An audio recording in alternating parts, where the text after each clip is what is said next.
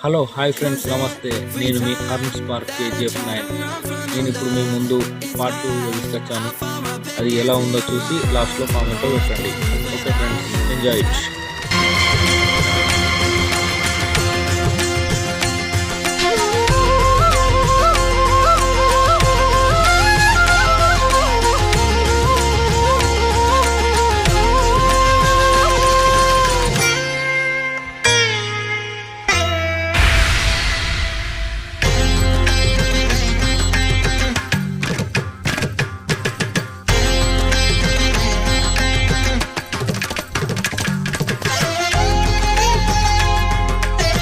ఎట్లున్నది ఫ్రెండ్స్, మస్తు ఉన్నది కదా.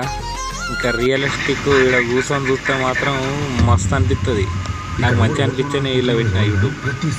ఇంపాక్ట్ క్లియర్ లాగా నన్ను మాత్రం తింటున్నారు. Why not?